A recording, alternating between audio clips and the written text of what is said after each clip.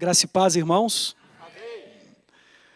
Para mim e para minha esposa, uma alegria muito grande estar aqui. Lutigai e a Bruna também. Nós somos pastores em Goiânia, do Ministério Luz para os Povos. Nós pastoreamos uma igreja, são 46 igrejas em Goiânia, nós pastoreamos uma que nós chamamos de Igreja do Serrinha, por causa do bairro, né?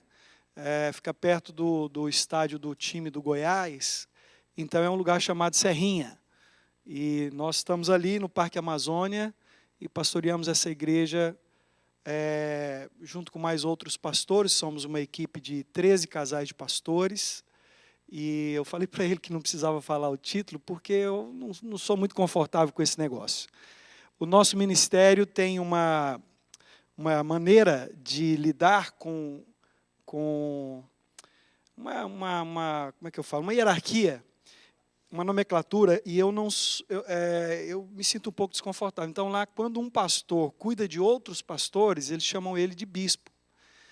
Mas eu não acho muito legal. Eu gosto de ser chamado de pastor. Acho que é melhor, acho que é mais bíblico. Então, eu falei, pastor, fala Ronaldo mesmo, não precisa de falar esses... porque o pessoal pode não entender. Bem, hoje pela manhã, quando me levantei, estava orando pela reunião nossa de hoje à noite. O pastor Miguel, que tem nos recebido na sua casa, ele e a pastora Cristina, muito bem, lá é mais do que um hotel 5 estrelas. Muito bom estar lá, e é por isso que nós falamos que vamos voltar, porque eles nos receberam de uma forma tão amorosa, tão carinhosa, que nós ficamos extremamente nos sentindo em casa. Nós viemos a convite do pastor Fernando, lá em São Francisco, para uma conferência de missões. Semana passada nós ministramos lá, nessa conferência de missões, e fomos convidados para essa conferência, porque temos um trabalho missionário, nossa igreja é uma igreja missionária, e nós temos um trabalho missionário em alguns países. Eu e minha esposa já fomos enviados como missionários para a Europa, abrir uma base missionária lá, e nós fundamos 8 igrejas, e hoje nós damos apoio para essas igrejas. Moramos um tempo na Espanha, fundamos um trabalho na Inglaterra, em Londres, Portugal, Espanha, algumas igrejas na Irlanda e também na Bélgica. Mas temos também algumas igrejas na África. Temos 96 igrejas na África, em Moçambique e no Malawi. 6 são no Malawi e as outras são em Moçambique. E nós temos alguns planos para esse ano com esse trabalho na África. Queremos entrar em alguns outros países, como Zimbábue, onde nós não temos igrejas ainda, mas cremos que vamos esse ano entrar. E esse ano o nosso propósito é construir um orfanato, onde temos a nossa base missionária, ali na cidade de Beira, Moçambique, e também queremos construir um centro de formação para obreiros, formar pastores. O trabalho na África cresce muito rápido, e nós não temos pastores para cuidar das igrejas que vão surgindo. Então, muitas pessoas se tornam líderes, pastores, sem preparo, e nós estamos temerosos do que pode acontecer no futuro, por não termos ali tanta gente preparada para ensinar a palavra de Deus. Os irmãos sabem que as heresias nascem justamente disso, não é? Muitas seitas nascem justamente disso, de pessoas desqualificadas, despreparadas para pregar a palavra de Deus. E também temos um trabalho na Bolívia, algumas igrejas, e temos um trabalho também no Peru, 4 igrejas no Peru. Nosso objetivo também é a América Latina. O nome do nosso ministério é um nome que já diz qual é o nosso chamado: Luz para os Povos. Ou seja, aonde houver trevas, ali é o nosso lugar. Aonde houver alguém que não conhece a palavra de Deus, ali é o nosso lugar. Ou onde houver alguém que conhece a palavra de Deus, mas não conhece Deus, ali é o nosso lugar. O nosso objetivo, quando eu e minha esposa fomos enviados com os nossos filhos para a Espanha e abrir ali uma base missionária, era levar o evangelho àqueles que pregaram o evangelho para nós. O evangelho chegou no Brasil o evangelho chegou aqui, depois chegou no Brasil através da Europa. Mas hoje a Europa está apostatada, fria. Na Inglaterra, 4% das pessoas são cristãs, praticantes, e desses 4%, só 2% vão para a igreja no domingo. Muito pouco do que já foi. Países que foram sedes do mover de Deus, de avivamento, hoje praticamente tem pouquíssimas igrejas e elas estão vazias, e o evangelho não é mais algo que mexe com aquele povo. Eles são chamados de pós-modernistas ou de pós-evangélicos. Então, nós cremos que eles precisam tanto ouvir a palavra de Deus e se envolver com Deus, assim como a África. A diferença é que na África, com um pedaço de pão, você prega o evangelho e muita gente quer Deus. Porque a comida para eles, a provisão de comida para eles, é uma mensagem do amor de Deus. Na Europa não é assim.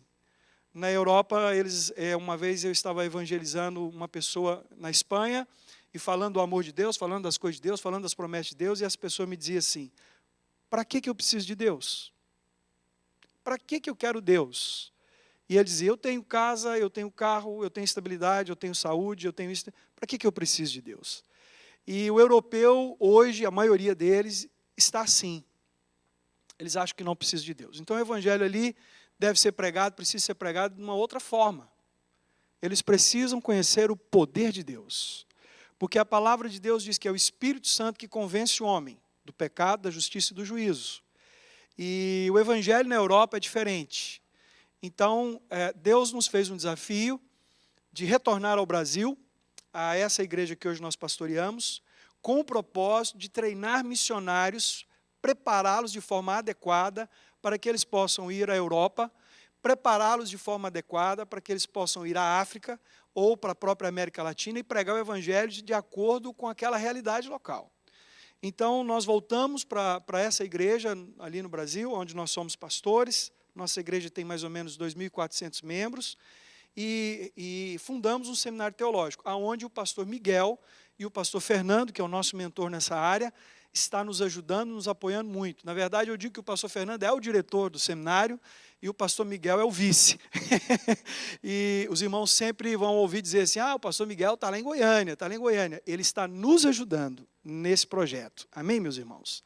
Então, para nós estarmos aqui, é uma alegria muito grande conhecer os irmãos. Alguns eu já cumprimentei, não conheci. E se você puder, hoje, a hora que terminar o culto, antes de ir embora, eu gostaria de dar um abraço em cada um dos irmãos. É muito bom conhecer uma parte da minha família que eu ainda não conhecia, não é? Nós somos irmãos, vamos viver na eternidade juntos, lá na glória. Amém? Tem alguém aqui que não vai para o céu? Todos, né? Então, amém. Então, vamos orar lá no céu.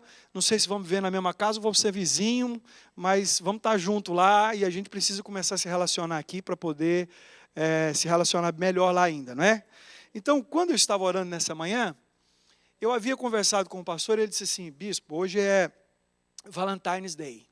Eu gostaria que nós compartilhássemos alguma coisa sobre relacionamentos. Que a gente falasse um pouco sobre relacionamento, não só conjugal, não só marido e mulher, mas relacionamentos em si. E de manhã eu perguntava a Deus, Senhor, o que compartilhar com os irmãos? O que falar com eles sobre relacionamento? É uma data bonita, Valentine's, né? Para muitos é uma data romântica. Não sei se você já comprou aí o presente da sua namorada. Eu tenho a minha namorada ali há 28 anos, né? Nós estamos namorando, somos casados. E já nessa viagem já comprei alguns presentes para ela. Na verdade, ela mesma comprou. Só porque ela usou o cartão, né? Então, não sei se você já comprou hoje o presente ou essa semana da sua namorada, ou para alguém. É uma data sugestiva. Mas o que eu poderia dizer para você sobre relacionamento que talvez você não sabe? Ou sabe e a gente podia dar um upgrade aí, dar uma incrementada, dar uma melhorada. O que eu poderia falar para você que poderia melhorar os seus relacionamentos? Né? O ser humano é uma criatura que vive de relacionamentos. A Bíblia diz assim que todos pecaram, por isso todos são carentes. Não é verdade, irmãos? Quem aqui não gosta de ser amado? Quem aqui não quer ser amado? Quem? Todo mundo quer ser amado. Ninguém quer ser rejeitado. Nós queremos nos relacionar e queremos nos relacionar bem com todo mundo. Nós queremos estar bem com todas as pessoas. Desde os nossos cônjuges, os nossos filhos, os nossos familiares, pai, mãe, irmãos, desde os irmãos da igreja, como os amigos de trabalho, e até as pessoas que não são crentes, nós queremos estar bem com todo mundo. E esse é o motivo do porquê nós temos muita dificuldade de falar não para os outros. Às vezes a gente aceita coisas que nem é de Deus, às vezes a gente faz aquilo que nem deveria, simplesmente pela dificuldade que nós temos de dizer não. E por que nós temos tanta dificuldade de falar não? Medo de ser rejeitado, medo de não ser amado, medo de não ser querido, não é verdade? Medo de alguém não nos aceitar mais, perdermos a amizade. Eu garanto para você que aqui nessa reunião, se alguém ficar chateado com você, você vai embora para casa chateado também. Ah, fulana ficou brava comigo, fulano virou a cara para mim, Beltrano nem me cumprimentou, o Teclano nem olhou para mim, o Zeclano sequer me deu um sorriso. E aí a gente vai para casa cheio de caraminholas na cabeça, cheio de pensamentos que nem talvez sejam verdades, porque nós não queremos ser rejeitados. Todos nós queremos ser amados, todos nós queremos nos relacionar e nós não queremos que os nossos relacionamentos se deem mal. Nós queremos que os nossos relacionamentos se deem bem. Mas qual que é o segredo, se é que há um? Qual que é o segredo para relacionar bem com as pessoas? Qual seria, talvez assim, a sacada, a grande sacada, o pulo do gato, vamos dizer assim, né? Qual seria aquilo que eu poderia praticar na minha vida, aquilo que eu poderia fazer na minha vida, e de certa forma isso me daria uma garantia para me relacionar bem com todo mundo? O que eu poderia fazer que me daria uma garantia para me relacionar bem com a minha esposa e não ter problemas? Ou, se tivesse problemas, superá-los. O que poderia ser a garantia para me relacionar bem com os meus filhos, com os meus pais, com os meus amigos, com os meus irmãos e assim por diante? Qual seria a garantia? Bem, ultimamente Deus tem falado muito comigo sobre uma coisa: o meu relacionamento com Ele. E sabe, qualquer relacionamento com qualquer pessoa depende do meu relacionamento com Deus. Eu posso até estar me relacionando bem com as pessoas e posso até manter amizades, mas não quer dizer que eu vou ser feliz com quem quer que seja, se primeiro eu não estiver feliz com o Senhor. A Bíblia diz em Atos capítulo 2, versículo 42, 43, 44, 45, 46 e 47. E o texto diz assim: e perseveravam na doutrina dos apóstolos, na comunhão, no partir do pão e nas orações. E você vê aí que há uma perseverança, no versículo 42, em 4 pontos básicos. Doutrina dos apóstolos é a palavra de Deus, o que eles ensinavam. Eles perseveravam nisso. Não era perseveravam, eles, a igreja, todos perseveravam. Diz que eles perseveravam na comunhão. E comunhão não tem muito a ver com começão, né? A gente geralmente diz assim: vou ter comunhão com o irmão, aí a gente vai lá na casa dele e almoça. E a gente diz que isso foi um período de comunhão. Olha, na comunhão tem o comer juntos, mas não quer dizer que só comer juntos é comunhão. Comunhão é mais do que isso.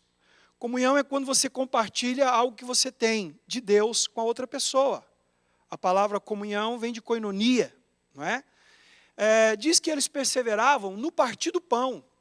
E esse partir do pão, ele tem aí pelo menos 2 sentidos. Ele tem um sentido natural: se o outro precisava de alguma coisa e eu tenho, eu vou dividir com ele. Se o outro está com alguma necessidade, dificuldade, e eu posso, eu vou dar para ele. Se o outro está precisando de um favor e eu tenho condição de fazer, eu vou fazer para ele. Mas também fala do partir o pão espiritual. Jesus é o pão vivo que desceu do céu. E partir o pão é se eu conheço algo de Deus que você não conhece, então eu vou te falar. E se você sabe algo de Deus que eu não sei, você vai me falar. Se eu tenho algo do Senhor na minha vida que você ainda não tem, eu preciso compartilhar com você. E assim nós estamos partindo o pão como eles faziam. Eles perseveravam nisso. E diz que eles perseveravam nas orações. Eles oravam juntos. E eles oravam muito. Versículo 43 diz: em cada alma havia temor. Muitos sinais e prodígios eram feitos por intermédio dos apóstolos. Os milagres aconteciam por causa do temor, mas não só por causa do temor, mas por causa do 42. Havia ali 4 princípios de perseverança: a palavra, a comunhão, o partir do pão e as orações. Então havia um mover de Deus, Havia uma ação sobrenatural onde eles viam milagres acontecendo. E esse temor e essa perseverança não gerava só milagres, gerava algo mais bonito. Uma vida prática de igreja que todos nós gostaríamos de ver na nossa igreja. Versículo 44 diz assim: eles perseveravam juntos, tinham tudo em comum, vendiam suas propriedades e bens, à medida que alguém tinha necessidade, distribuíam o produto entre eles quando alguém precisava. Diz que eles todos os dias se reuniam de casa em casa e no templo, e diz que eles tomavam suas refeições com alegria e singeleza, simplicidade de coração. E a Bíblia diz lá no 47, diz, enquanto isso, lhes acrescentavam dia a dia os que iam sendo salvos. Deus acrescentava dia a dia aqueles que iam se convertendo. Então, era uma igreja que estava junto, unida, havia unidade, mesmo que pensassem diferentes, eles eram unidos, porque eles tinham um só propósito. Eles não tinham um só pensamento, eles tinham um só propósito.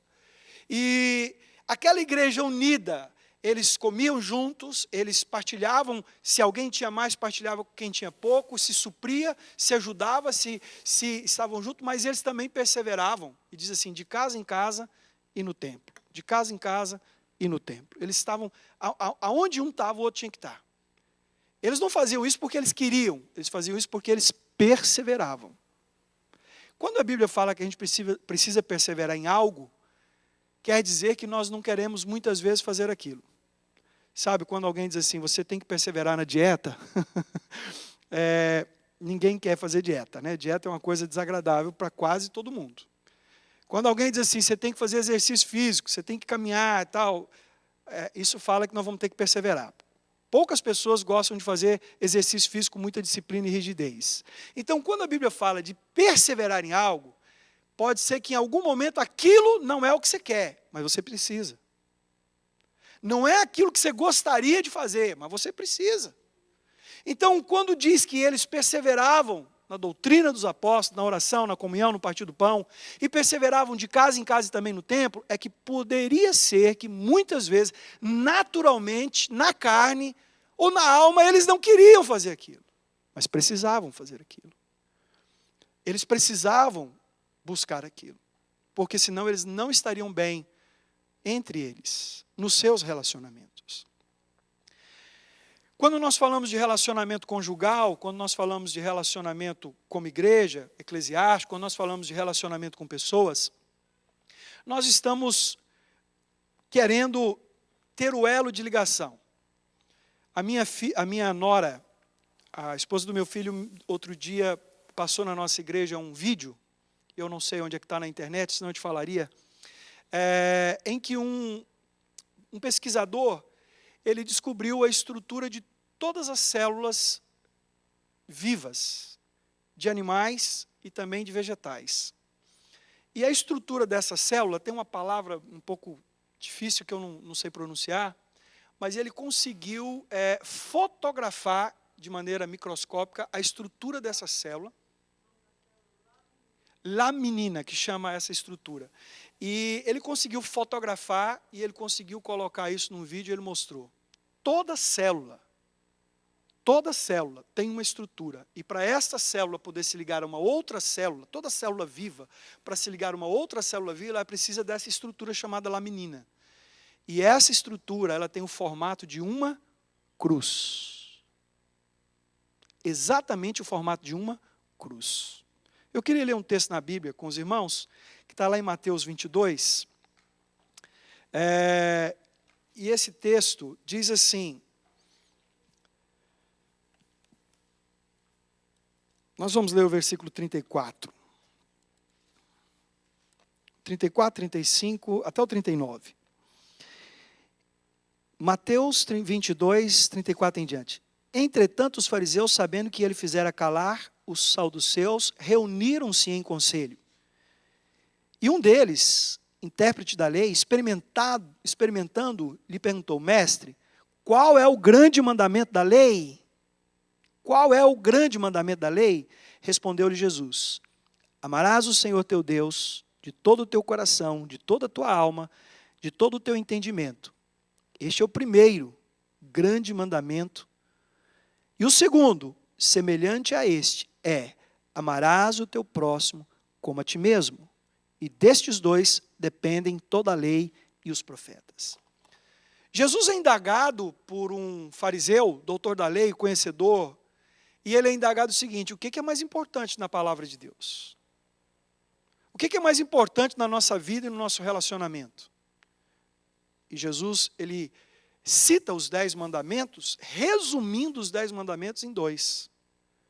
Ele pega os 3 primeiros mandamentos e ele inclui num mandamento. Ele diz: amarás o Senhor teu Deus sobre todas as coisas. E do 4º mandamento em diante, ele resume no 2º mandamento. Ele diz: amarás o teu próximo.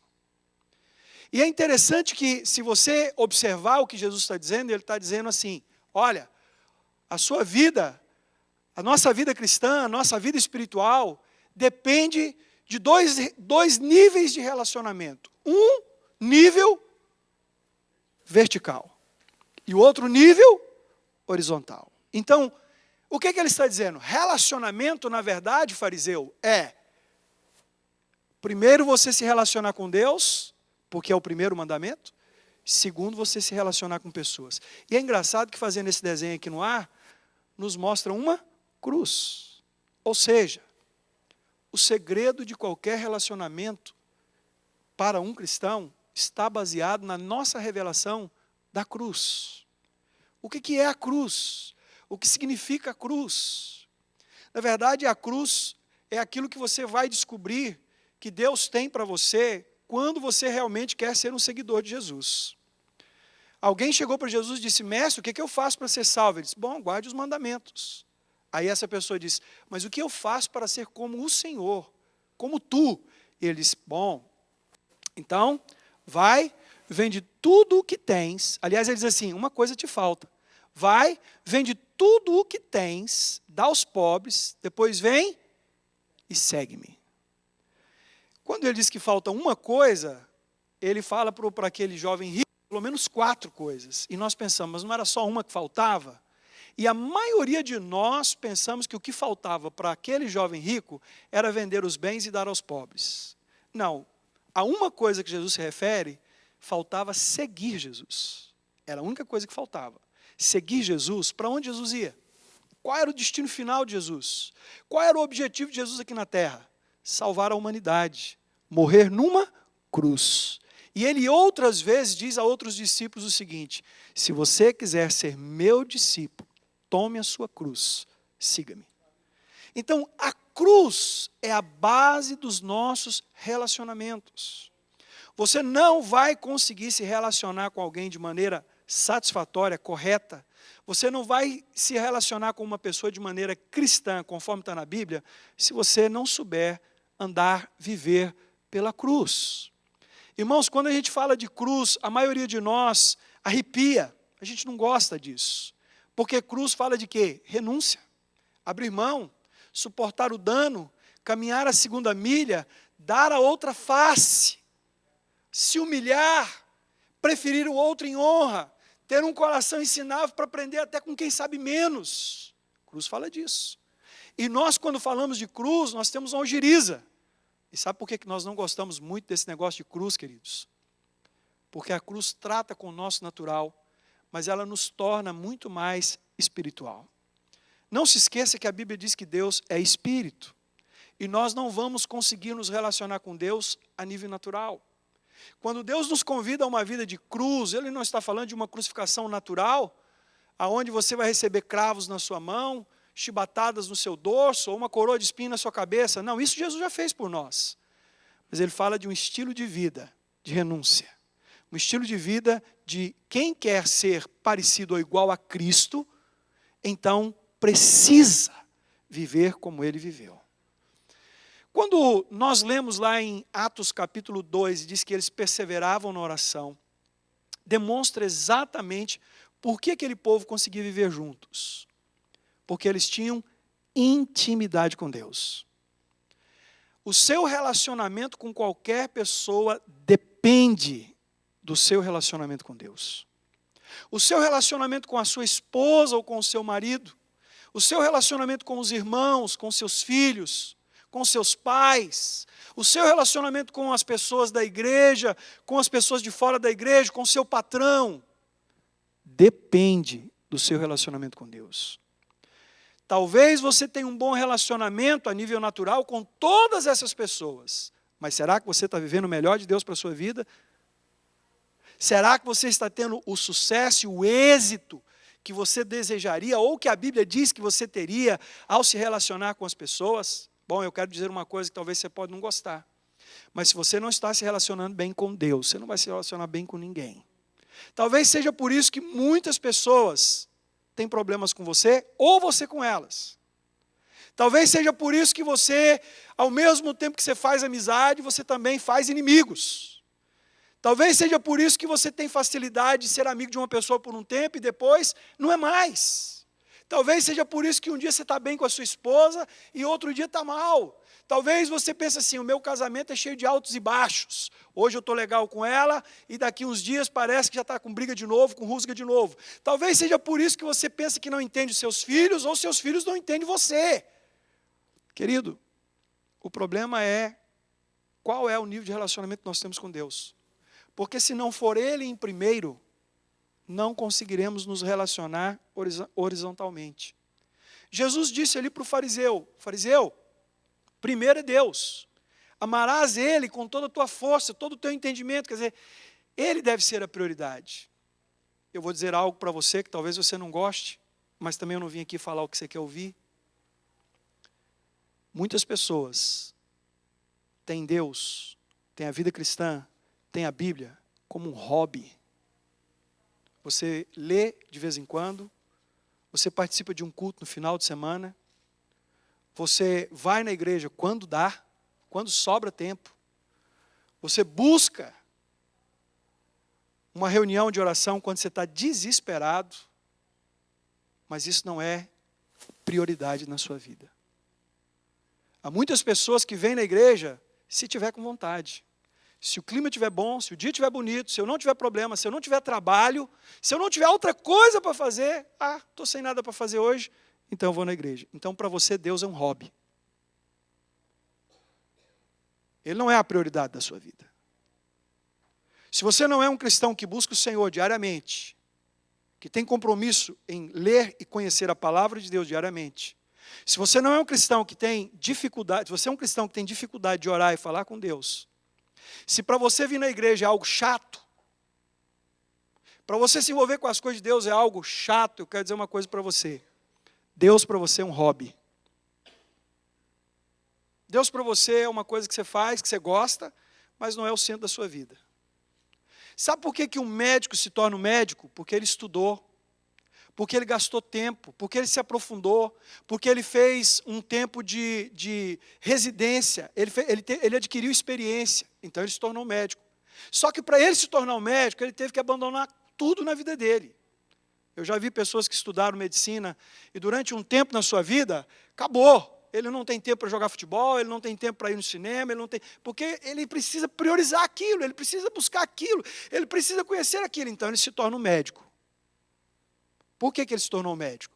Ele priorizou. Aquilo passou a ser uma necessidade para ele. Aquilo passou a ser o objetivo da vida dele. Então por que uma pessoa se torna um engenheiro? Por que uma pessoa se torna um advogado? Aquilo se tornou uma prioridade. É lógico que lá na frente aquilo gera consequências boas, ou às vezes ruins, mas gera. É a mesma coisa. Nós queremos ser cristãos, desde que isso não nos custe nada. É engraçado que o que nós queremos de Deus é a bênção que Deus pode nos dar. O que nós queremos de Deus é a proteção de Deus, o suprimento de Deus e o amor de Deus. E o que nós vamos fazer para obter isso? A gente diz assim, não preciso fazer nada, só levantar minha mão e dizer eu creio. E eu quero dizer uma coisa para você, você está redondamente enganado. A salvação é de graça, mas a vida cristã custa uma vida inteira. Você jamais se relacionará bem com Deus e com pessoas se você não se entregar, se você não se der, se você não tiver a disposição de estar com Deus, de gastar tempo com Deus, de priorizar Deus na sua vida. dele ser o centro da sua vida. Se eu perguntar quantos amam a Deus, todos nós vamos levantar as mãos, queridos. Se eu perguntar se você está disposto a dar a sua vida a Deus, você vai dizer que sim, porque nós já decoramos essas respostas. Se eu perguntar se Deus é a tua prioridade, você vai dizer que é, mas eu posso te provar aqui hoje, que talvez Ele não seja. Você quer que Ele seja, mas talvez Ele não seja. Alguns aqui, se receberam uma ligação agora do seu patrão, dizendo que você ganharia $1.000 para ir fazer um serviço para ele, você levantaria agora e iria. Há pessoas que estão aqui nessa noite por causa disso. Então, será que Deus é a nossa prioridade ou mamon? Será que realmente a nossa vida é dele? Se você disser para mim que Deus é o centro da sua vida, então eu vou dizer que você gasta muito tempo com Ele, porque com aquilo que você gasta mais tempo, é aquilo que você prioriza. E sabe com o que nós gastamos muito tempo nos dias de hoje? Irmã, dá licença. Com isso. Com isso. Gastamos muito tempo com isso aqui. E é impressionante, irmãos, que aqui dentro tem vários tipos, eu acho, de Bíblia. Eu não estou criticando você, é um exemplo. Aqui dentro tem vários tipos de Bíblia. Aqui dentro tem talvez palavras, músicas evangélicas. Mas sabe o que a maioria de nós faz? WhatsApp, Facebook, Instagram, redes sociais. E sabe quando você não tem internet, sabe o que nós fazemos? Como é que chama? Como é que chama aquele joguinho? Quit o quê? Candy Crush. Quando a gente não tem internet, a gente vai para isso. Sabe por quê, irmãos? Aquilo que você gasta mais tempo é a sua prioridade. E sabe por que nós gastamos muito tempo nas redes sociais? Porque a nossa prioridade são as redes sociais. Eu ouvi um pregador dizer o seguinte, que quando nós chegarmos no céu, o Facebook, o Instagram, o Twitter vão ser a prova quando nós dissermos para Deus assim, eu não te busquei mais porque eu não tinha tempo. Eu não fui mais na igreja porque eu não tinha tempo. Então Deus vai abrir o seu Facebook e dizer, olha aqui, olha aqui, olha o seu WhatsApp, e Ele vai nos confrontar com isso, irmãos. E Ele vai dizer para nós, irmãos, que nós não estamos falando a verdade. Bom, eu não sei qual é a desculpa que nós vamos dar para Deus. Na verdade, nós não deveríamos dar desculpas, nós deveríamos mudar. Deveria haver em nós uma grande mudança. Sabe, os discípulos caminharam com Jesus por mais ou menos 3 anos e meio. E eles viram Jesus em todos os estágios do seu ministério. Eles viram Jesus começar o seu ministério, quando ninguém o conhecia. Eles viram Jesus ser batizado. Alguns deles viram Jesus ser batizados, porque alguns eram discípulos de João Batista, e quando João Batista batiza Jesus, eles veem Jesus. Eles viram Jesus passar pelo primeiro sinal, transformar água em vinho. Eles viram Jesus alimentando multidões, multiplicando pães e peixes. Eles viram Jesus orando com enfermos e eles sendo curados. Eles viram Jesus expulsando demônios. Eles viram Jesus ressuscitando mortos. Mas a única coisa que eles pediram a Jesus que os ensinasse foi, Senhor, ensina-nos a orar. E sabe por quê? Eles perceberam que tudo mais era resultado de intimidade com Deus. O que eles queriam, é claro, eu penso que eles queriam aprender a expulsar demônios. E eu penso que eles queriam manifestar os sinais e os milagres. Mas eles sabiam que aquilo era resultado de uma vida com Deus. Na verdade, Jesus era um homem que orava muito. Jesus ele orava de noite, Jesus orava de madrugada, Jesus orava de manhã cedo, e às vezes ele passava a noite toda orando. E ele nos deixa um grande exemplo. A nossa vida é resultado de uma vida de oração. Oração, queridos, não é uma prática religiosa. Oração não é um negócio de você entrar ali e começar a repetir. Não é isso. Eu falo de um coração rasgado diante de Deus, contrito, ao qual o Senhor não despreza, diz a palavra de Deus. Eu falo de você quando vai ter um tempo com Deus. Para mim, todo cristão devia ter um tempo diário com Deus. E nesse período ele tinha que reservar uma parte para se derramar diante do Senhor, porque era o que Jesus fazia. Os discípulos, eles perguntam assim, Senhor, eles dizem, Senhor, ensina-nos a orar. E Jesus, então, vai ensinar um modelo de oração que tem tudo a ver com a Bíblia. Poderia falar sobre a oração do Pai Nosso, mas o nosso tempo é curto aqui hoje. Mas eu gosto de citar muito a oração do Getsêmani. E aquilo ali não é uma oração repetida e nem aprendida. Ele está debaixo de uma pressão, ele está num momento de angústia, ele está na maior decisão da vida dele. Então ele está suando gotas de sangue. E ele faz uma oração assim, Senhor, se possível, passa de mim esse cálice. Mas não seja feita a minha vontade, porém a tua. E sabe o que eu leio, a leitura que eu faço quando eu leio esse trecho? Jesus, ele estava dizendo, Pai, eu não quero ir para a cruz. Pai, eu não quero abrir mão. É ruim. Eu não quero passar por isso. Ele está sendo sincero.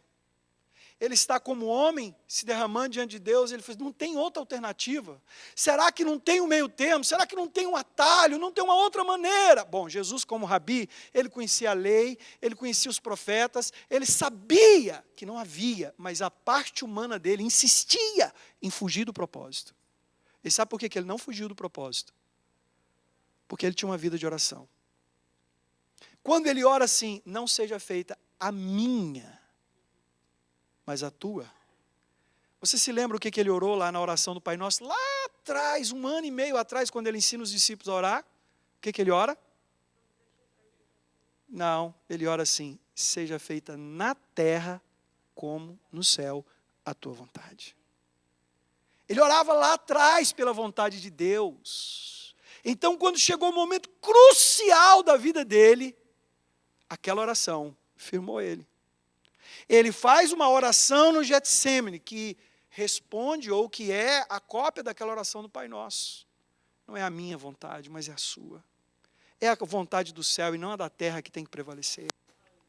Bom, Jesus é preso, ele apanha, ele passa por todo aquele processo de tortura, eles debocham dele, eles humilham ele, colocam ele nu numa cruz. Ele está naquela cruz já tem 2 horas, sofrendo todo tipo de dor física que você possa imaginar, todo tipo de rejeição humana que você pode imaginar, todo tipo de humilhação que um ser humano podia passar, ele está lá na cruz. E ele ora assim, Pai, perdoa-os, eles não sabem o que faz. E por que Jesus dá conta de orar isso na cruz? Porque lá na oração do Pai Nosso, ele também orava isso. E ele diz, perdoa as nossas dívidas, assim como nós perdoamos. Ele consegue no momento crucial liberar perdão porque ele orava pelo perdão. Ele pedia a Deus condição de perdoar as pessoas. E você vai ver que a vida ministerial de Jesus começou com oração, lá na hora do batismo ele ora. Lucas capítulo 3 diz assim que, tendo Jesus orado, 23, Lucas 3, 23. Tendo Jesus orado, 3 coisas aconteceram. Os céus se abriram, o Espírito Santo se moveu e Deus falou. Quando o Filho de Deus ora, quantos aqui são filhos de Deus? A metade, glória a Deus. Quantos aqui são filhos de Deus? A converter um pouco, está melhorando. Quantos aqui são filhos de Deus? Quando um filho de Deus ora, pelo menos 3 coisas acontecem. O céu se abre. O Espírito Santo se move e Deus fala. Então, se você quer ouvir, você precisa orar. Às vezes a gente quer ouvir Deus falar, não é? Eu preciso de uma direção de Deus. Mas você não ora, você não fala com Deus. Você não tem tempo para Deus. O seu WhatsApp, o seu Face, a sua internet, ela toma todo o seu tempo. Existe uma palavrinha que nós confundimos mal, e eu digo que ela, às vezes, ela é muito do diabo. Não toda, mas muito. Muitas vezes ela chama-se entretenimento. O diabo, ele usa muita coisa para nos entreter e nos distrair em relação ao que Deus tem para nós. Queridos, quando Jesus está com os discípulos, lá no Monte da Transfiguração, a Bíblia diz que ele começa a orar e os 3 discípulos dormem. Eles se distraíram com o sono dormir não é pecado. Mas naquele momento, por causa do sono, eles perderam muito de Deus. Eles caíram. Olha, deixa eu te dizer uma coisa. Muitas vezes, meus irmãos, algumas distrações, chamada entretenimento, vai roubar de você o melhor de Deus. Então, às vezes nós não oramos, às vezes nós não gastamos o tempo com Deus, por quê? O entretenimento nos tira disso. Não é a nossa prioridade, Deus. Às vezes é a nossa prioridade descansar ou ganhar dinheiro, às vezes a nossa prioridade é edificar coisas naturais, às vezes a nossa prioridade, na verdade, queridos, a nossa prioridade, a prioridade de muitos, é nós mesmos, é a nossa própria vida. E sabe o que o Senhor fala? Aquele que não perder essa vida não ganha aquela. E a gente quer ganhar aquela sem perder essa. Entre a maioria das pessoas que estão na Terra, sabe qual é o objetivo de cada um de nós? Precisamos garantir o nosso futuro, uma aposentadoria, uma estabilidade, uma independência financeira. Aqui não, mas na minha igreja muita gente diz assim: bispo, quando eu adquirir a minha independência financeira, eu quero servir o Senhor com mais intensidade. E eu digo, você nunca vai adquirir. Porque Deus nunca disse para você servir a Ele quando você tiver independência financeira. Aliás, se fosse para isso, Ele te dava. Ele diz assim: você vai poder receber a recompensa se você perder essa vida. É se você abrir mão dessa vida. É se Ele for o primeiro da sua vida. É se Ele for o centro da sua vida. É se você olhar para Ele e dizer: olha, é claro que eu tenho que trabalhar, é claro que eu tenho que estudar, é claro que eu tenho uma família para cuidar, e eu não estou falando de vida desequilibrada, mas eu preciso priorizar Deus. E o interessante, irmãos, que para priorizar Deus, você não precisa orar o dia inteiro. Para priorizar Deus, você não precisa ler a Bíblia o dia inteiro. Você só precisa fazer isso com qualidade. Você só precisa fazer isso do jeito certo. E se você o fizer, sua vida muda. Houve um ano na minha vida, eu não me lembro se foi 2008 ou 2009, que foi um ano em que eu preguei em muitos lugares. Geralmente durante um ano tem 52 finais de semana. E eu fiquei na minha igreja apenas 6 finais de semana durante aquele ano. 6. Todos os outros eu fui chamado para pregar em algum lugar. Eu preguei em todos os estados do Brasil, menos o Acre. E eu preguei em muitas cidades. Eu viajei muito. E todo mundo me chamava para pregar. E eu chegava no lugar e as pessoas queriam comprar os CDs da palavra. E as pessoas queriam comprar as apostilas que eu escrevia. Então, todo dia tinha alguém me chamando para pregar num lugar diferente. Eu me lembro que um dia, saindo de uma cidade, voltando para minha casa, era de madrugada, eu fui pegar um avião, e quando eu entrei no avião, passando pelo corredor do avião, havia uma pessoa sentada, e aquela pessoa me disse assim: Deus tem saudade de você. Deus tem saudade de você. Eu ouvi aquilo, fui para o final, onde era o meu assento, me sentei e fiquei pensando: quem é essa pessoa? Depois que o avião decolou, se a pessoa levantou, foi até onde eu estava e se apresentou como pastor e disse: olha, eu não te conheço.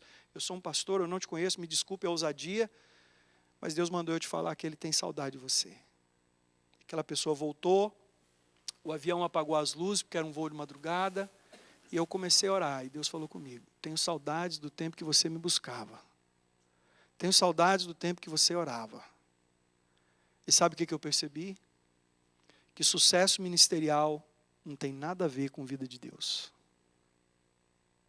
Que muita gente na igreja, que multidão, tem nada a ver com Deus.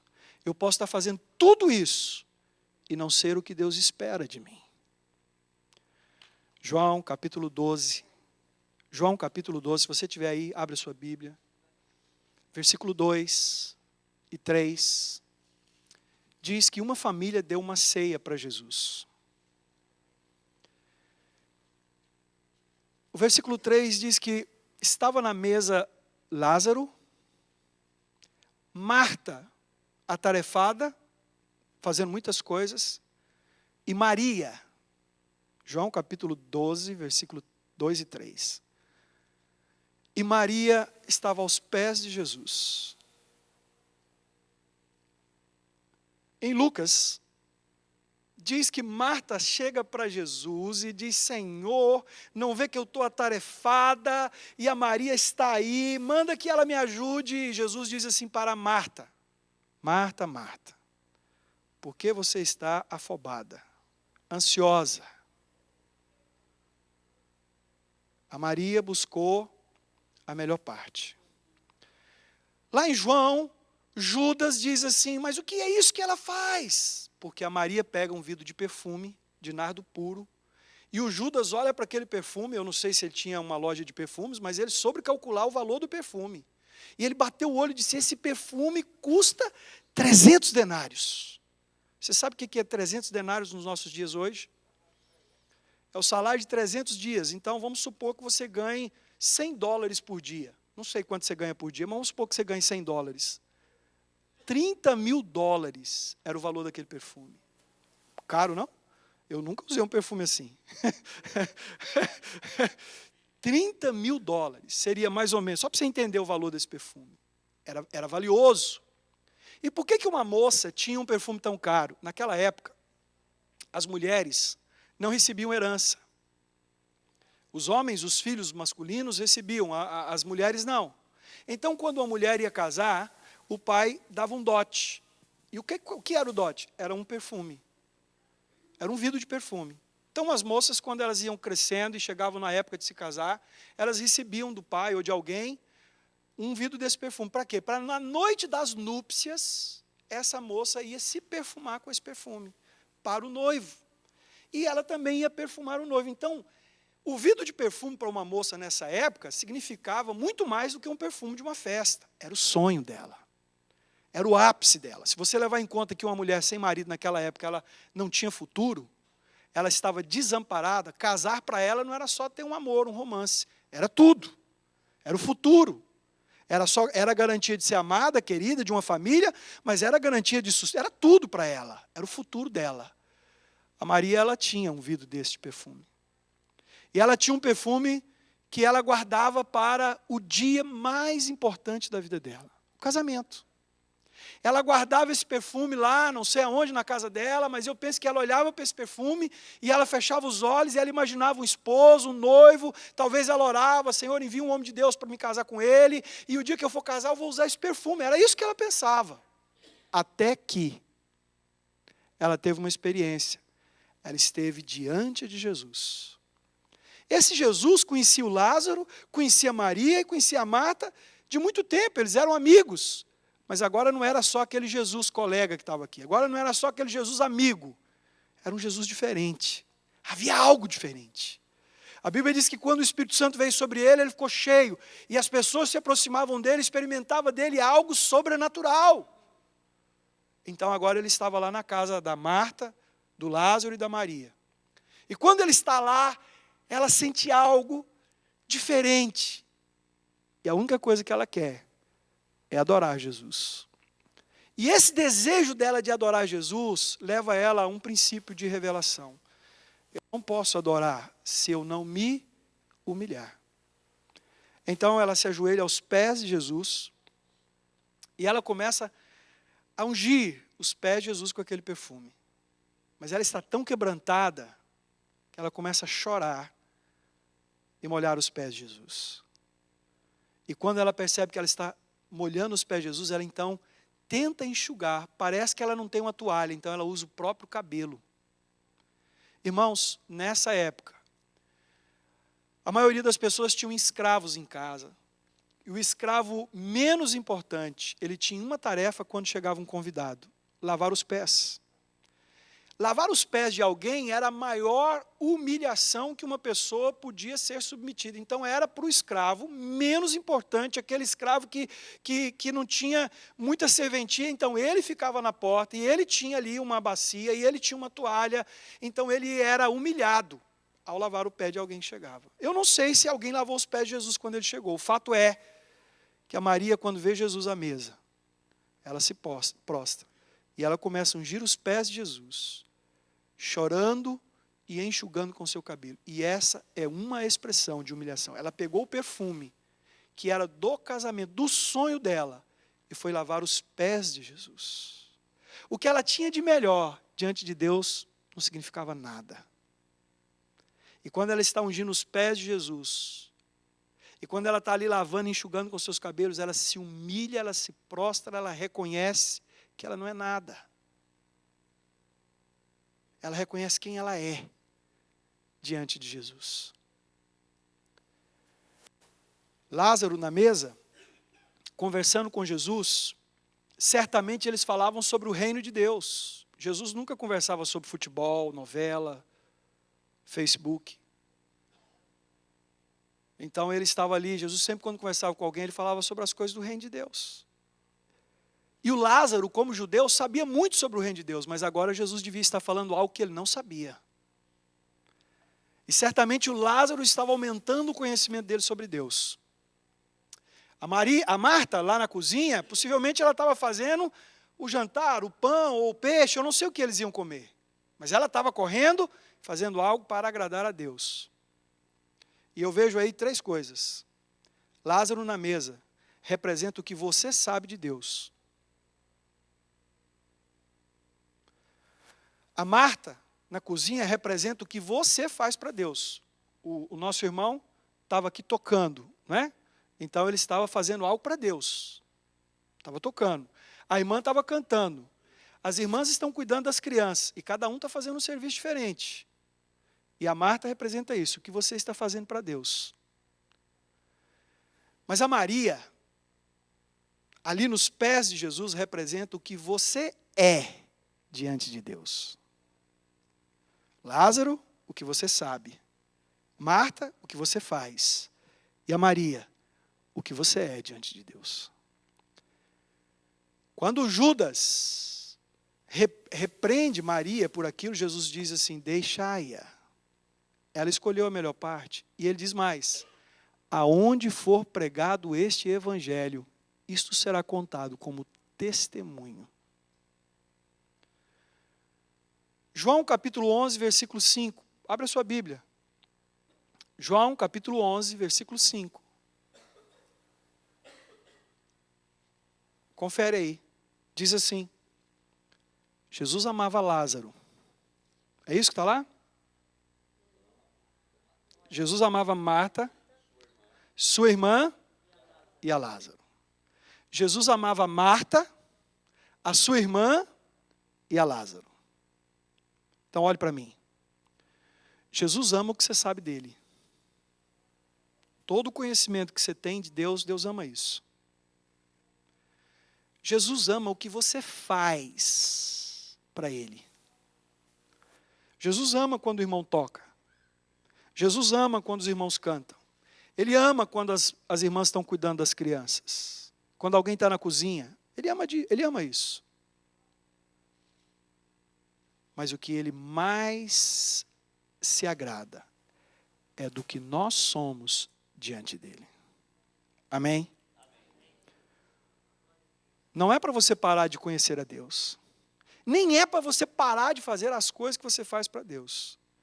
Mas se você quer chamar a atenção de Deus, você precisa aprender a se humilhar diante de Deus. Abrir o coração. E sabe como é que a gente faz isso? É quando nós reconhecemos perante Ele quem nós somos. Queridos, aqui todos nós somos bênção, né? A gente se cumprimenta. Oi, querido, graça e paz, tudo bem, amado? Oi, irmão. Oi, amada. Deus te abençoe. God bless you. God bless you. Oi, querido. Deus, semana de vitória. E para todo mundo nós somos o top. Mas você e Deus sabem quem você é. Você sabe o que passou pela sua cabeça essa semana.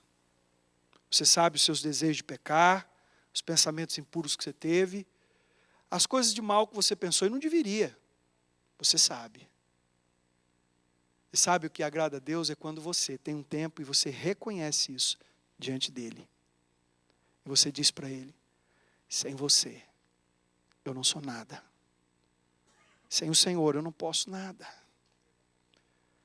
É quando você diz, Senhor, eu tenho sido abençoado com isso, com aquilo, aquilo outro, mas o que eu quero é o Senhor. O Senhor é mais importante do que tudo. Sabe, o dia dentro daquele avião, que aquele homem me disse que Deus tinha saudade de mim, eu comecei a orar e perguntar, Senhor, como assim? Estou fazendo a tua obra. E Deus me disse isso. Eu amo o que você faz. Eu disse, Senhor, eu estou ensinando a palavra de Deus. Ele disse, eu amo o que você ensina. Mas o que eu amo mais é quando você gasta tempo comigo. Eu disse, Senhor, mas eu oro todos os dias. Então Deus me fez ver uma coisa. Que geralmente eu tenho um tempo de oração onde eu intercedo. Eu oro por mim, pela minha esposa, eu oro pelos meus filhos, eu oro pelos meus discípulos, eu oro pelos meus pais, eu oro pela igreja que eu pastoreio, eu oro pelos pastores que a gente cobre. Eu gasto um período nisso. E Deus me disse, essa oração é importante, mas não é essa que eu me refiro. Eu estou falando daquela, quando você rasga o seu coração. Quando você chora. Quando você diz para mim que me ama. Quando nada é programado. Quando você é sincero. Quando você reconhece quem você é e quem eu sou. É quando você admite que sem eu você não pode coisa alguma, Ronaldo. E sabe, esses têm sido os melhores momentos da minha vida. Irmãos, ler a Bíblia é muito bom. E quando eu leio a Bíblia, geralmente eu estou anotando alguma coisa e depois eu vou pregar aquilo. E sabe, quando isso acontece, as pessoas até ficam impressionadas com o que eu falo. Mas não quer dizer que Deus fica. Mas quando eu estou orando, ninguém vê. É eu e Ele. Quando eu tenho esse tempo com Deus, de rasgar meu coração, de reconhecer a minha fraqueza, de falar das minhas angústias, de dizer para Ele que eu tenho vontade de desistir, de falar para Ele que eu não dou conta de caminhar, que eu não sei o que fazer, para onde eu vou e agora. É essa hora que ninguém vê que Ele se agrada. É nessa hora que Ele me fortalece. É nessa hora que Ele me sustenta. É nessa hora que Ele me traz algo que me anima. Sabe, o dia que eu não tenho esse tempo com Deus, o meu dia é mais difícil. O dia que eu não tenho esse tempo com Deus, parece que a tentação é mais forte. Eu não consigo lidar com as pessoas com tanta sabedoria. Eu não consigo tratar muito bem. Geralmente é um dia que eu fico mais estressado. E parece que tudo vai mal. Mas o dia que eu tenho, pela manhã, um tempo de qualidade com Deus, eu consigo olhar para as pessoas com outros olhos. A tentação não tem tanta força. E parece que na hora de eu tomar algumas decisões, eu consigo saber o que Deus quer. Sabe por quê? Porque esse momento define todo o meu dia. Todo o meu dia. Salmo 84, versículo 3. A Bíblia diz assim, o pardal encontrou casa. A andorinha, ninho para si. E eu encontrei os teus altares. Altar é um lugar de entrega. Altar é um lugar de morte. Altar é um lugar de honra e de adoração. Altar não é um lugar onde você vai e entrega alguma coisa, é onde você entrega você. Uma vez eu estava pregando e falando sobre Abraão e Isaac, e eu dizia, olha, Abraão subiu no monte para construir um altar e sacrificar Isaac. E há muitos anos da minha vida eu entendi que Isaac era o sacrifício. E eu já disse isso para muita gente, dá o seu Isaac, dá o seu Isaac. Até que um dia Deus me disse, o sacrifício que Deus queria não era Isaac, era Abraão. Quando ele subiu e construiu aquele altar, ele não estava dando Isaac, ele estava se dando, porque era a vontade dele. Então quando eu vou para o altar pregar, eu não estou te dando a minha melhor palavra, eu estou dando para Deus a minha vida. Quando você sobe aqui para cantar, você não está dando para Deus o seu melhor talento ou dom, você está dando a sua vida. Quando você vem no altar para orar, você não está dando para Deus alguma coisa, você está dando você. Até a sua oferta, quando você entrega, você não está dando para Deus dinheiro, você está dando a sua vida. Porque o seu dinheiro, a sua oferta tem a ver com o que você é. Tem a ver com o que você é. A Bíblia diz que Deus se agradou de Abel e de sua oferta. E Deus não se agradou de Caim de sua oferta. Antes de Deus acertar a sua oferta, Ele precisa aceitar você. Não é o valor, não é o tipo da oferta, é o seu caráter, é a sua vida, é o seu testemunho, é o seu proceder. Que adianta você trazer uma oferta se você não busca a Deus? Você acha que tem algum efeito o seu dízimo, se você não quer Deus de verdade? Mais do que a prosperidade, nós devíamos querer o provedor da prosperidade. mais do que a bênção da multiplicação, mais do que o suprimento, mais do que qualquer conquista na nossa vida, nós devíamos querer Ele sobre todas as coisas, porque Deuteronômio 28 diz que estas coisas nos alcançarão. Elas virão como consequência, elas virão como resultado de uma entrega, de uma busca, de uma prioridade. Não é o seu muito trabalhar que vai fazer você prosperar. Deuteronômio 8:18 diz isso, não digo o homem que prosperou na força do seu braço, mas é Deus que lhe dá o dom de adquirir riqueza. Como assim? É a sua vida com Deus que determina todo o resto da sua vida. É o seu tempo com Deus. É quando você se rasga por inteiro. É quando você se entrega. E aí você vai dizer assim, mas eu não tenho muito tempo para isso. A irmã citou um salmo que diz assim, um dia nos seus átrios valem mais do que 1000 fora dele. Em 1000 dias fora, você pode ganhar muita coisa. Mas isso não significa nada em um tempo em sua presença. Então, nessa noite de Valentine's, se você quer ter relacionamentos saudáveis, abençoados, você precisa primeiro ter um relacionamento com Deus. Razoável, saudável. E pode ser que aqui agora você precise de fazer um concerto com Deus. Eu não estou em pecado, eu quero crer que não. Mas pode ser que você não tenha buscado Deus como você precisa. Às vezes a gente até quer, mas não consegue. Então se você orar e dizer, Senhor, me ajuda, Ele vai te ajudar. Porque quando Ele vê em nós o desejo, Ele move. Quando Ele percebe no nosso coração que a gente realmente quer, mesmo não dando conta, Ele faz de uma forma sobrenatural na nossa vida. Nas bem-aventuranças há uma passagem que diz assim, bem-aventurados que têm fome e sede, porque serão saciados. Ele espera em nós esse desejo. Talvez você tenha que corrigir, talvez você tenha que pedir perdão, ou talvez você tenha que reafirmar um propósito. Senhor, eu quero te colocar como prioridade na minha vida. Eu quero me relacionar contigo em primeiro lugar, porque só assim eu vou conseguir me relacionar com as pessoas. Cruz, queridos, é Ele ser o primeiro, e tudo mais vir em outro plano. Primeiro Ele. Ele é o mais importante. Você está aqui por causa dEle. Você veio aqui nessa noite por causa dEle. Talvez você nem queria, mas Ele te atraiu aqui, para você ouvir o que eu estou te falando. Eu não vim aqui compartilhar uma coisa legal com você, eu vim aqui falar o que você precisava. E talvez você tenha que consertar isso na sua vida. A Bíblia fala de vários tipos de altares. Tem altar na Bíblia que você pode fazer com terra. Tem altar na Bíblia que você pode fazer com madeira. Tem altar na Bíblia que você pode fazer com pedra. E tem altar na Bíblia que você faz com ouro. Eu queria convidar você nessa noite para a gente construir um altar aqui.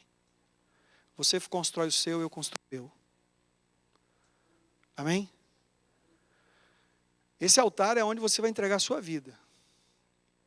Agora, que tipo de altar que você vai fazer? De terra? Momentâneo? Terra fala de aquele altar que você faz ali, sai para lá, até esquece do que foi feito. De madeira? Se ele não for revestido de bronze, ele queima. E ele é consumido, o altar vai embora do mesmo jeito. Tem muita gente que vai na frente e sempre ora, e depois aquilo não gera mudança. De pedra? É só aqui que você vai orar a Deus? Ou é de ouro? A Bíblia diz que aquela arca era um altar de ouro, e aonde ela ia, a presença de Deus ia. E altar é uma coisa que você leva. Eu quero levar a presença de Deus comigo. Quantos querem?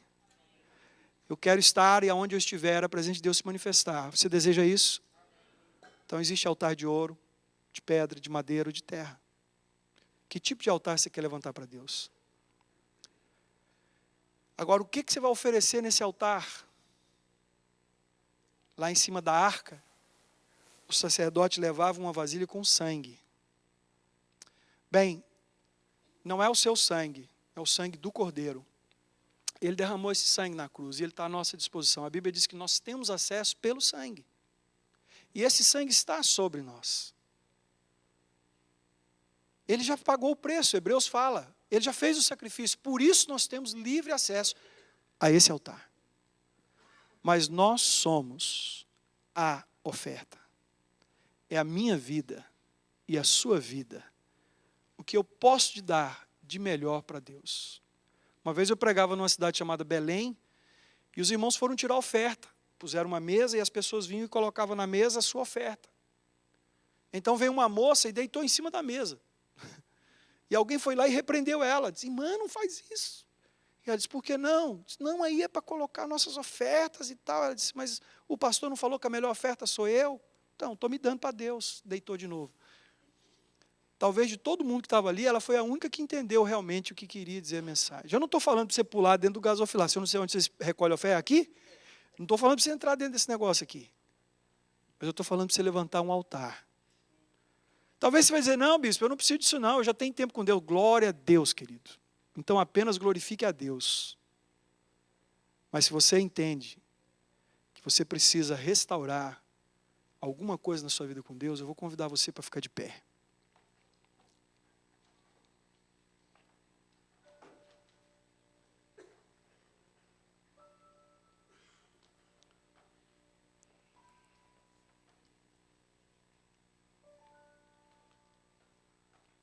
Eu não sei qual é o costume de vocês.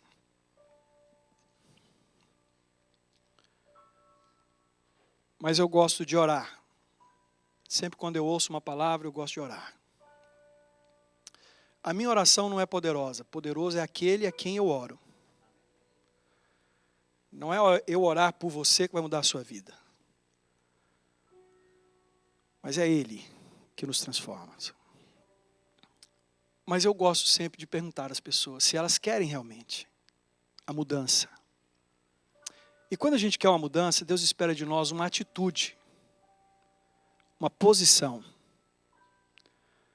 Quando Jesus passava por aquele caminho e havia um cego à beira do caminho, ele disse, chama ele.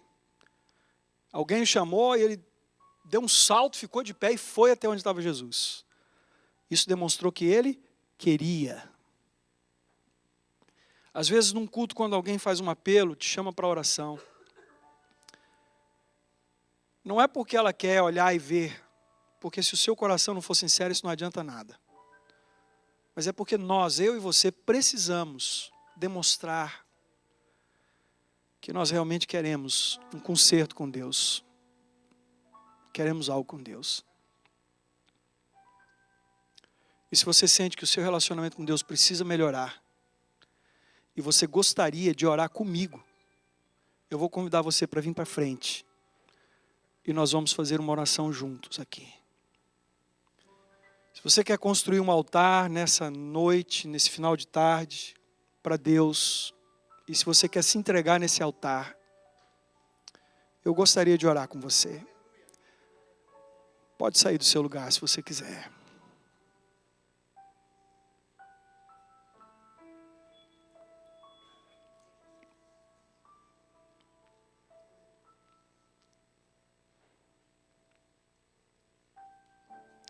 Deus espera de mim e de você uma postura e uma posição. Nessa tarde, eu e você podemos ter uma atitude. Chegue mais para frente, por favor.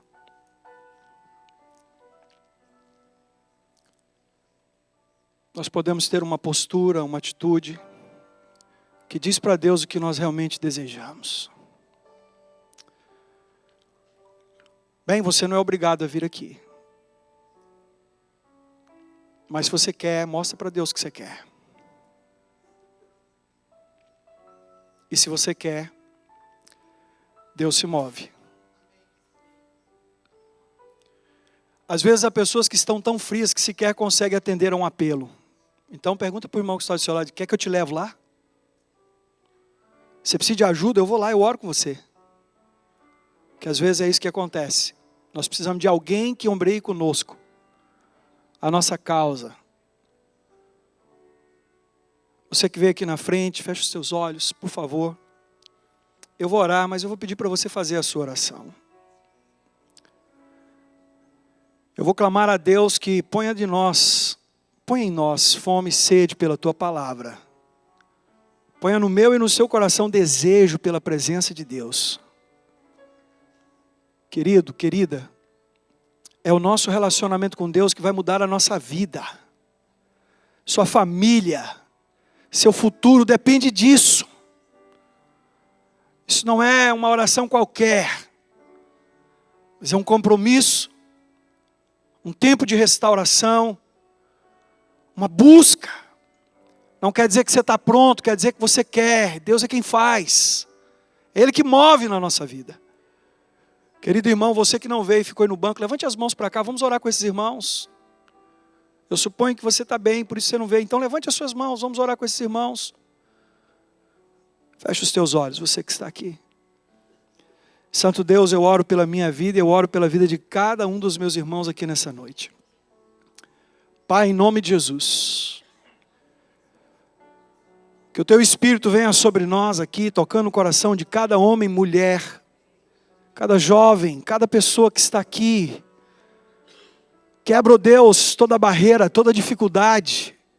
Quebra, Senhor, todo empecilho, toda ação do maligno, toda a força das trevas, todo o poder do diabo, todo o levante do inferno, que tenta, Senhor, nos tirar da Tua presença, ou nos fazer viver uma vida natural nessa noite, nós repreendemos em nome de Jesus. As barreiras que tentam nos impedir de buscar a Ti, estar diante do Senhor, nós quebramos nessa noite no nome de Jesus. Nós desfazemos, Senhor, toda tentativa e toda sedução, ó Deus, que tenta nos levar a viver uma vida religiosa, tradicional, amarrada, bloqueada, acomodada, ó Deus, desanimada, caia por terra agora em nome do Senhor Jesus. Espírito Santo de Deus, toca o coração de cada pessoa nessa noite. Eu te peço, Senhor, gera em cada homem, cada mulher, cada jovem, adolescente, cada pessoa que está aqui, fome, sede pela Tua palavra, desejo pela Tua presença. Senhor, que o Senhor nessa noite toque em nosso coração, que o Teu Espírito, Deus, traga na nossa mente e alma revelação do quanto nós precisamos de Ti, do quanto nós necessitamos de Ti, Senhor. Nós não estamos aqui, ó Deus, porque queremos uma bênção, nós estamos aqui porque nós Te queremos, o abençoador, a fonte inesgotável.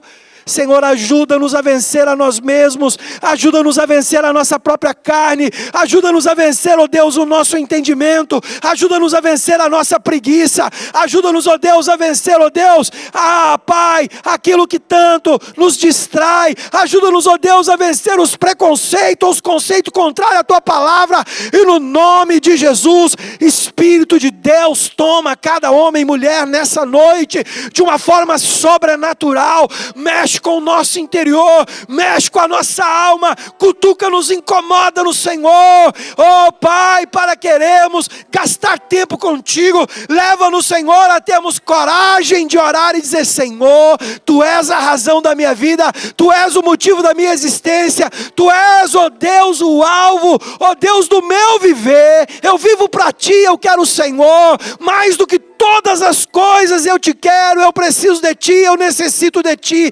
Vem Deus, vem Deus, vem Deus na minha vida, toca a minha vida, toca o meu coração. Pai, nessa noite eu Te peço perdão. Ora, meu irmão, abre a sua boca, clama a Deus, clama ao Senhor, clama por Ele. Talvez você tenha que reconhecer alguma coisa que não está bem, e talvez você tenha que dizer: Senhor, me perdoa, Senhor, tem misericórdia de mim, não quero viver longe da Tua presença, não quero viver, ó Deus, longe, ó Deus, do Teu altar. Gera em mim, Senhor, o desejo, a fome, a vontade por Ti, o desejo por Ti, Senhor. Pai, toca na vida de cada pessoa nessa noite aqui, ó Deus, move de uma forma intensa, profunda, ó Deus, choca cada um aqui, mas Espírito de Deus, faz algo por cada pessoa que está aqui, começando de mim, Senhor, que o Teu Espírito ministra em nós, ó Deus, a Tua palavra. Ó Espírito Santo de Deus, vem sobre cada um aqui. Eu não sei qual é a realidade, eu não sei, ó Deus, o que cada um aqui está vivendo, passando, eu não sei, ó Deus, quais são os problemas, quais são as oposições, mas eu sei que Tu és poderoso para fazer mais, ó Deus, daquilo que nós podemos imaginar. Toca, Senhor, a vida dessas pessoas, move, meu Deus,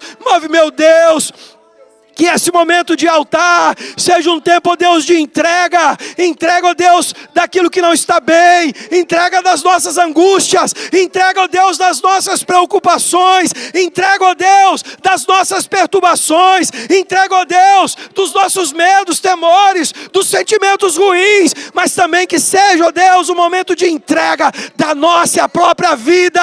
Ó Deus, nesse altar, nós nos damos a Ti. Nós nos derramamos na Tua presença. Oh Senhor, nós reafirmamos o nosso compromisso e queremos o Senhor sobre todas as coisas.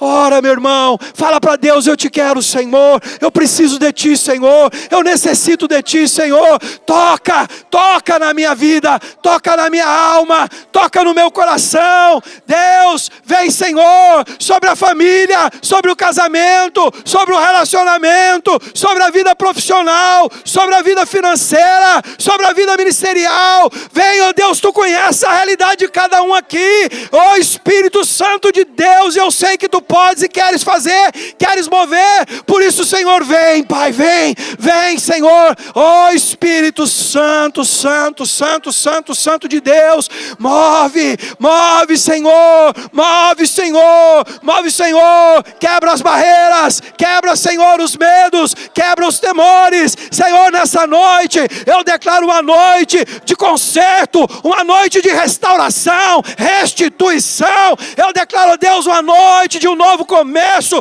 uma noite de um tempo de Deus, de uma ação sobrenatural de Deus. Espírito Santo de Deus está aqui. Toca no coração desse homem, dessa mulher. A palavra, traz, ó Deus, a palavra ao coração. Ministra, Senhor, na angústia, ministra na dúvida, traz a resposta sobre a dúvida, Senhor, em nome do Senhor Jesus. Pai, abençoa, abençoa, abençoa, abençoa, abençoa cada um daqueles que aqui estão.